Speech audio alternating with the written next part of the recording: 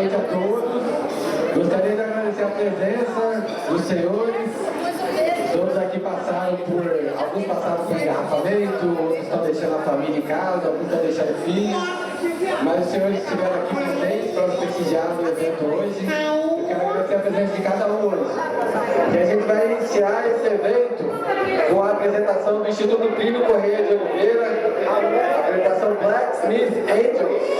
Há 3 pessoas que vieram dos Estados Unidos, eles vieram só para fazer essa apresentação aqui, tá, gente? Então vamos aplaudi-los, vamos reverenciá-los.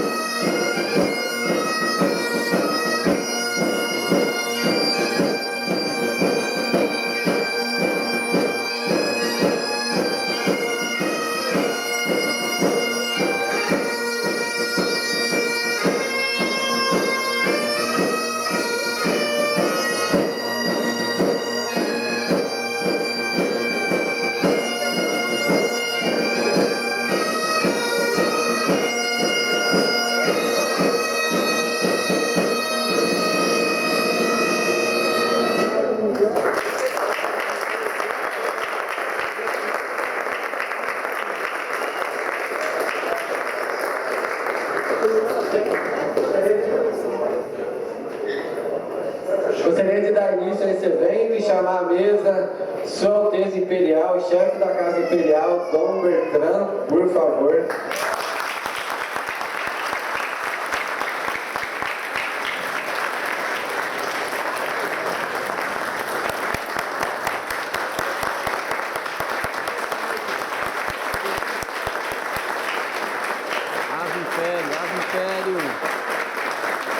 Ave Império, salve a monarquia, monarquia já, queremos a monarquia de volta.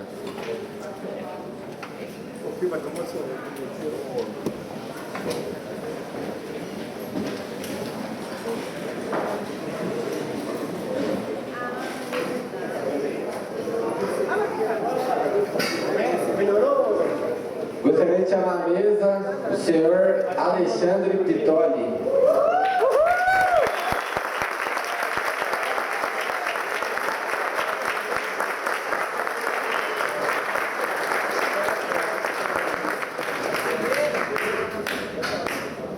Gostaria de chamar à mesa o senhor Ricardo Roveran.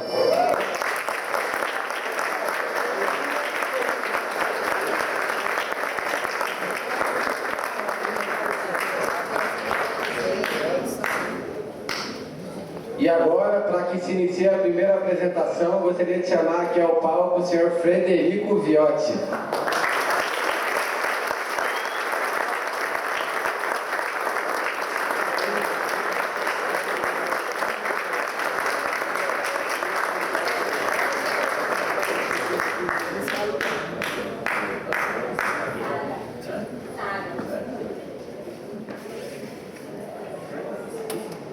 Boa noite a todos. É muito bom ver a sala assim cheia.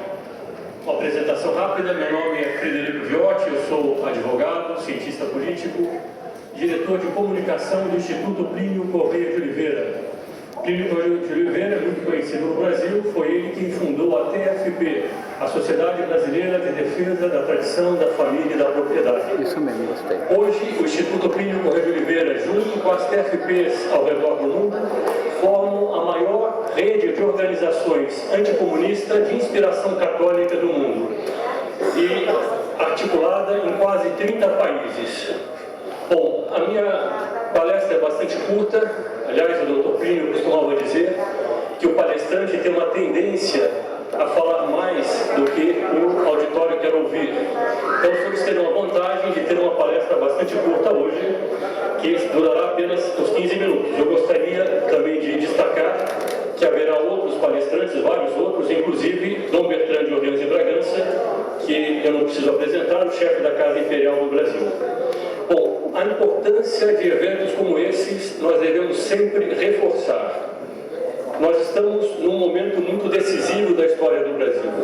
As senhoras e os senhores vão se lembrar que em 2009, em 16 de setembro de 2009, o presidente Lula disse o seguinte: pela primeira vez não vamos ter um candidato de direita na campanha. Não é fantástico isso? Vocês querem conquista melhor do que numa campanha neste país a gente não ter nenhum candidato de direita? Isso que ele disse em 16 de setembro de 2009. Agora, toda a esquerda se uniu em relação ao Lula. Todos os partidos que se dizem explicitamente de esquerda, todos eles cerraram as linhas, as ações em torno do candidato Lula, que ele mesmo agora disse que também não é mais de esquerda. De tal maneira ficou feio ser de esquerda. Se alguém não se lembra do caso, foi recente, 17 de junho, na cúpula do G7, num gravador que estava ligado, eu nunca fui de esquerda, que mostra que pega mal ser de esquerda no Brasil. Bom, mas isso nos traz um problema, um desafio e grandes perspectivas, grandes oportunidades. O desafio que nós temos que enfrentar é a fragmentação do campo da direita. E simpósios como esse são muito importantes para unir a direita, para fazer uma frente única nesse momento que o Brasil tanto necessita para combater uma seita. A Igreja Católica considera o comunismo, o socialismo uma seita. Essa mentalidade nós temos que nos unir contra ela. Mas para isso é preciso haver uma formação doutrinária, e simpósios como esses têm o objetivo de dar essa formação doutrinária para fortalecer as nossas convicções e evitar o perigo de uma falsa reação, de uma falsa direita. O tema que pediram para que eu tratasse é exatamente esse: o que é o verdadeiro combate ao comunismo. Porque se há um verdadeiro combate ao comunismo, é porque também há um falso combate ao comunismo. Parafraseando uma máxima atribuída a dirigentes comunistas, façamos nós o anticomunismo antes que os comunistas façam. Muitas vezes é a própria esquerda, ou pessoas com mentalidade de esquerda, que encampam bandeiras da direita e criam uma divisão dentro do campo da direita. Nós devemos tomar muito cuidado com isso. Eu queria lembrar de um fato que ocorreu em novembro de 2021, um vídeo que se tornou viral no Brasil inteiro. Uma senhora entrou no McDonald's de Bauru, uma cidade aqui no interior de São Paulo, e ela viu os banheiros unissexes. E ela fez um vídeo dizendo: isso é comunismo, o comunismo está tomando conta do Brasil. Muita gente começou a zombar dela. Como é que se pode falar de comunismo se o McDonald's é a grande estrela do fast food capitalista? Mas ela tinha razão. Ela tinha razão porque aquilo que estava acontecendo ali, embora do ponto de vista econômico não fosse o comunismo, era uma mentalidade comunista. O comunismo não é apenas um sistema econômico, político, social, ele é muito mais do que isso, ele é uma mentalidade. Enquanto nós não combatermos essa mentalidade, toda a luta que nós fizermos vai ser uma luta superficial. O Dr. Plínio Correia de Oliveira uma vez usou uma metáfora: imagine um ovo que na casca dele esteja escrito anticomunismo, só que dentro do ovo está o pintinho do comunismo. Muitas vezes, se o combate ao comunismo não é bem feito, o que vai nascer dele não é o anticomunismo, mas é uma versão falseada da direita que vai levar aos mesmos erros que nós queremos combater. E por isso nós precisamos de simpósios como esses, para nos esclarecer, nos mostrar muito claramente o caminho que nós devemos tomar na luta contra o comunismo. É o que explica também o fato de que o Muro de Berlim caiu em 89 e a mentalidade comunista hoje está por toda parte, porque não é apenas um sistema econômico, político e social. Bom, nós devemos, nesse momento, portanto, unir a direita em torno de valores verdadeiramente conservadores. Mais do que isso, eu usaria a palavra que antigamente, quando eu era menino, era uma palavra banida, proscrita, proibida, a palavra reacionário. Nós devemos fazer uma reação. Reacionário é aquele que reage, é aquele que faz uma reação. Durante décadas, poderíamos dizer séculos, o que aconteceu foi que as pessoas tentaram conservar enquanto gradualmente iam perdendo as coisas. Vamos dar o dedo para não perder a mão, depois dava a mão para não perder o braço, depois ia tudo embora. E durante muito tempo foi o que foi acontecendo no mundo inteiro. Ceder para não perder, isso era um movimento conservador. Ele retardava aquilo que parecia inevitável. Hoje existe uma reação na sociedade. Não se está apenas retardando algo, está se reagindo contra algo. Uma reação que não é baseada no ódio, mas nos valores perenes da civilização, de uma civilização que nasceu do sangue de nosso Senhor Jesus Cristo.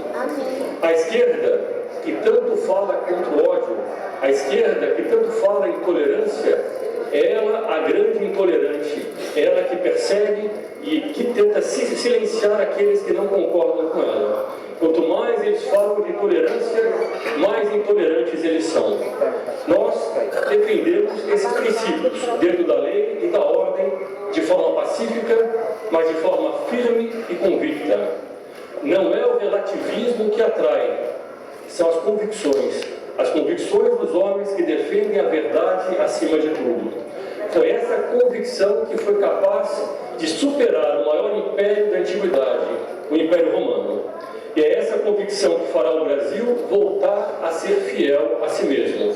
Um país que foi descoberto pelas caravelas da Ordem de Cristo, caravelas que portavam em suas velas a cruz de Cristo, que teve como primeiro ato oficial uma Santa Missa.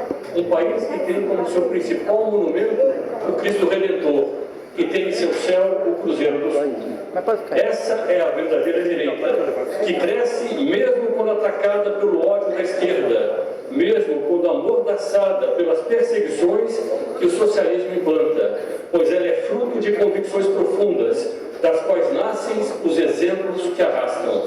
O senador romano Catão o Velho, nas guerras de Roma contra Cartago, dizia: delenda est Cartago, que significa Cartago deve ser destruída. Parafraseando Catão, entendida a frase em seu sentido ideológico, delenda est socialismo. É preciso acabar com a mentalidade socialista e restaurar o Brasil verdadeiro, a terra de Santa Cruz. Obrigado.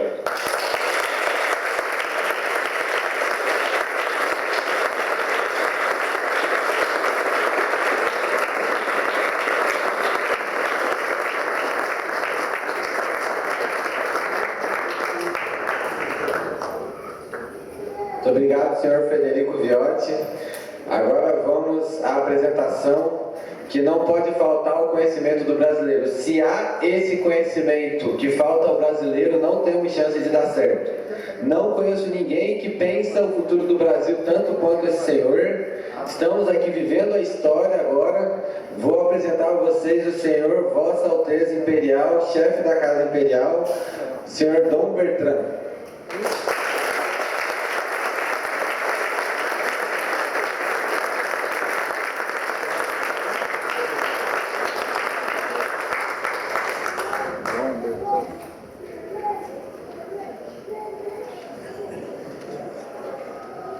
Minhas senhoras e senhores, eu começo saudando a deputada Fabiana Bolsonaro e, pelo jeito, a futura deputada Sara Bolsonaro.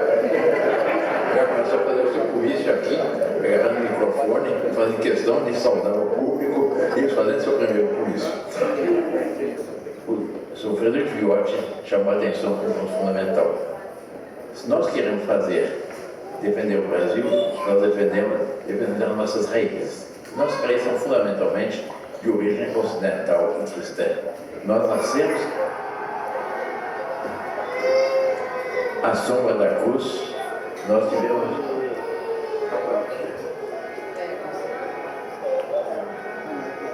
como primeiro monumento uma Santa Cruz.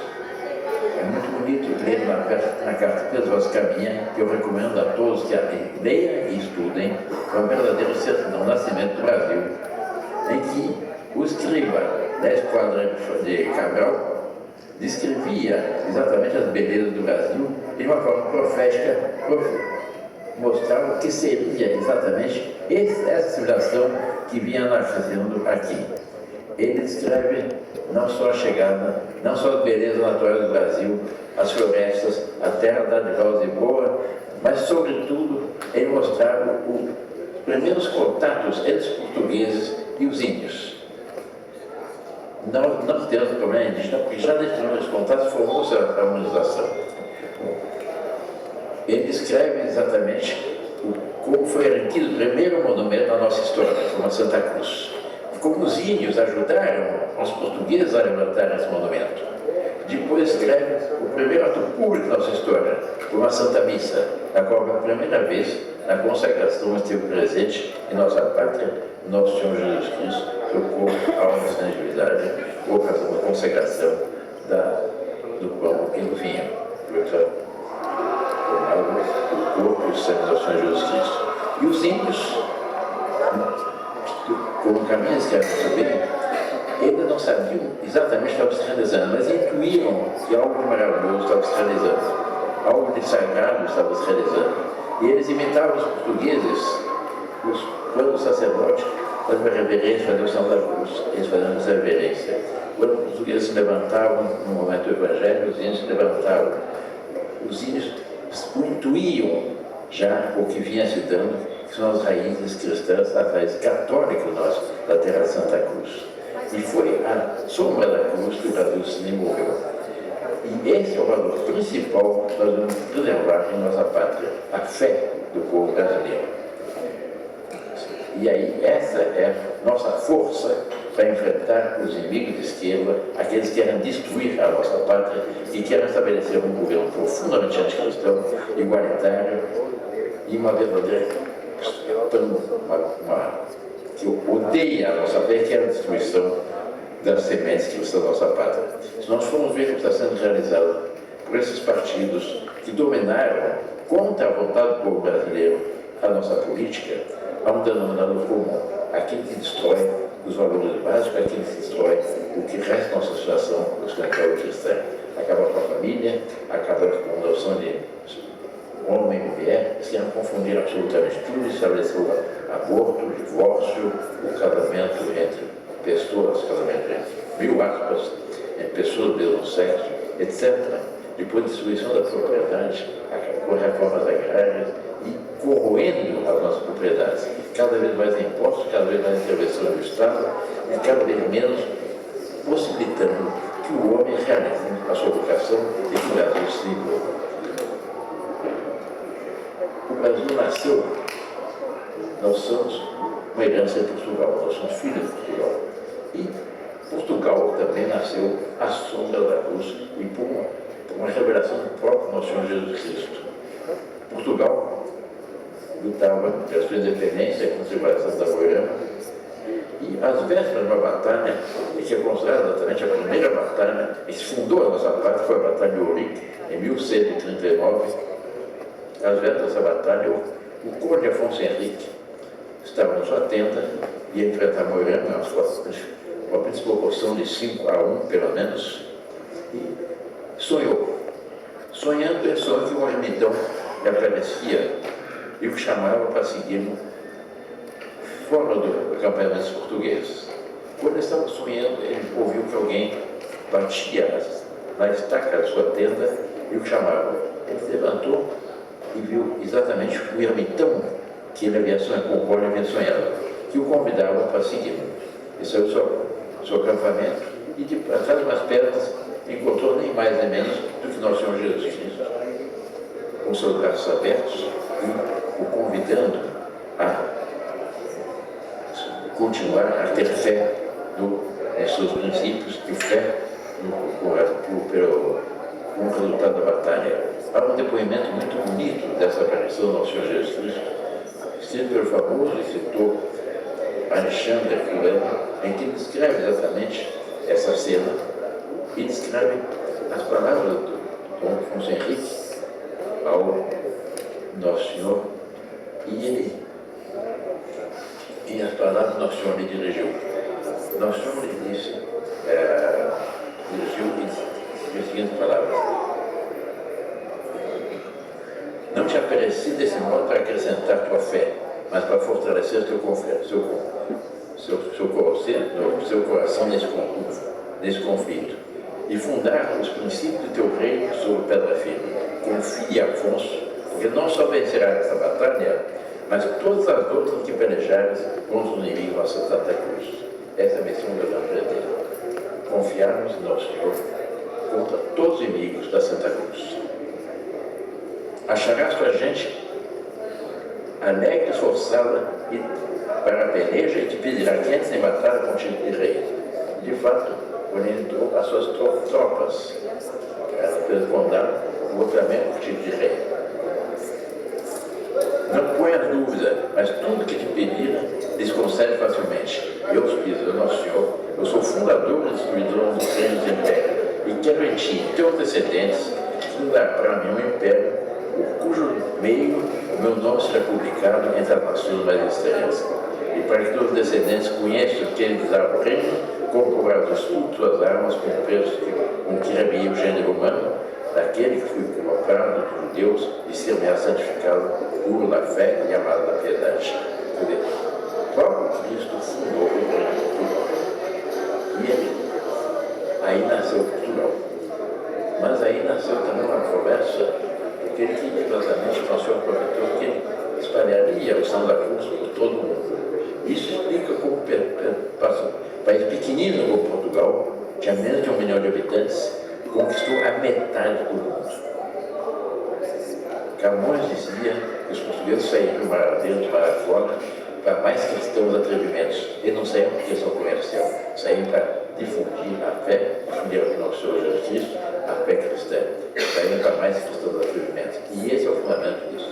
Isso explica que Portugal conquistou na África, na Índia, na China, até no Timor-Leste, do outro lado do planeta, os portugueses plantaram a árvore de Santa Cruz. E aqui no Brasil também.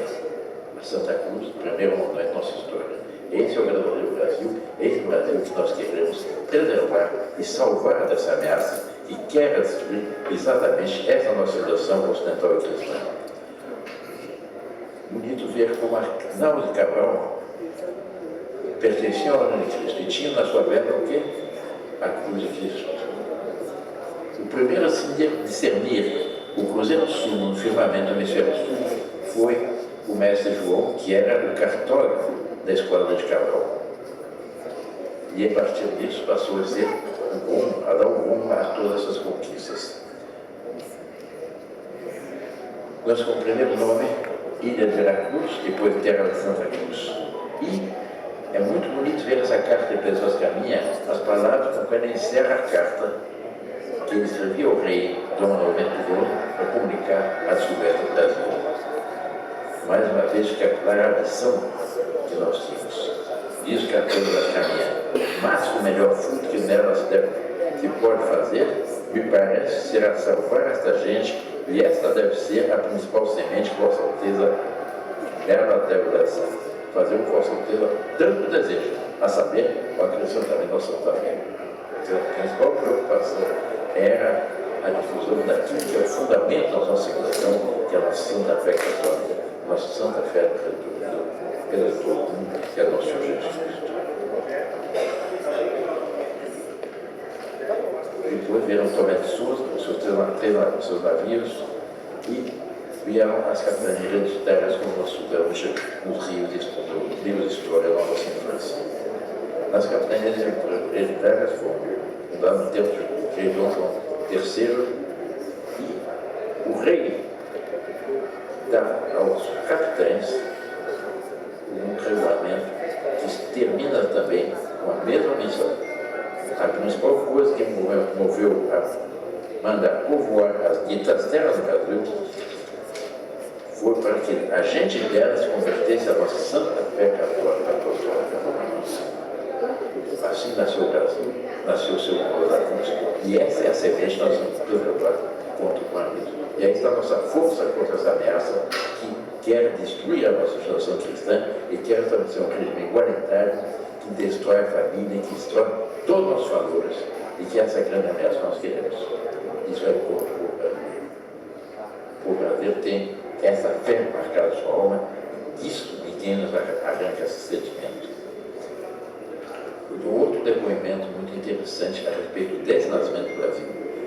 O grande sociólogo Gilberto Freire diz exatamente essa solidariedade entre as várias raças que se encontraram, reunindo contra os calvinistas franceses, reformadores holandeses, protestantes, ingleses, por catolicismo.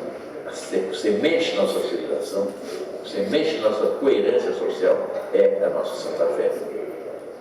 O sangue derramado em defesa da fé e da pátria pelas três raças que aqui se encontraram, formou-se o exército brasileiro, formou-se o tipo humano brasileiro, que é exatamente os índios, os estados, os brancos chegaram com a cruz, e os negros também vieram. Nas cartas da Batalha de Guararapes, a grande batalha do Brasil, que se consolidou a unidade do Brasil contra os invasores holandeses, que eram os comandantes, João Ferreira Vieira, português, Felipe Camarão, índio, e Henrique Dias, negro. Aí se fundou o último ano brasileiro. Não tem problemas raciais, graças a Deus. Por mais que insistam em criar esse problema, nós não temos. O qual como é índio, eu digo, não. Esse problema não existe. Já na primeira missa, e aqui em São Paulo, onde nasceu São Paulo? No Pátio Colégio. E o que é o Pátio Colégio?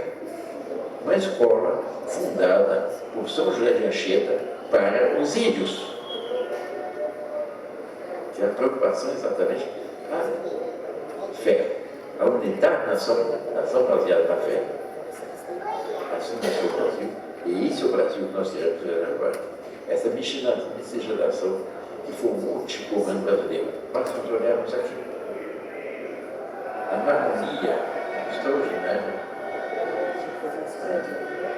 Nossa senhora Bárbara, que é grande defensora a nossa deputada de Sara, é um pouco saliental também.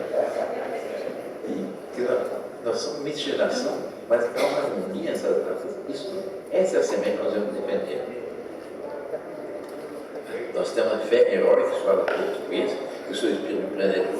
Não tenho ideia o que é o espírito empreendedor português. O Brasil caiu. O Brasil. Portugal caiu sob a dominação espanhola em 1580, com a morte do rei dos Bastilhões, que acabou a gente. E aí houve a reação portuguesa. Os portugueses não começaram penetrar. Em 1640, o Brasil conseguiu voltar às suas origens lusitanas. Um pequeno detalhe. Nós éramos faixa de terra que ia da Serra da Marajó, ao norte, à Laguna do Sul. Nesses 60 anos, em que não havia mais fronteira entre a América portuguesa e a América espanhola, o Brasil cresceu 3 vezes. 60 anos depois, o Brasil foram reconhecidos depois do Brasil a nossa independência, a independência de Portugal, o domínio português. Como estavam no mar, onde chegaram os colonizadores, que são exatamente o Brasil. Esse país maravilhoso, vocês todos.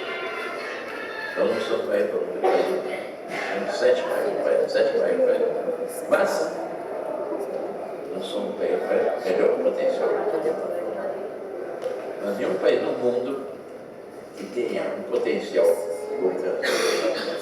Um exemplo, nós temos nossa grande força é a agricultura, a produção de alimentos. Hoje, o Brasil, ocupando apenas 7% do seu território, alimenta exatamente 1 bilhão e 500 milhões de pessoas. 1/4 da humanidade vive de alimentos brasileiros. Nós temos os minérios,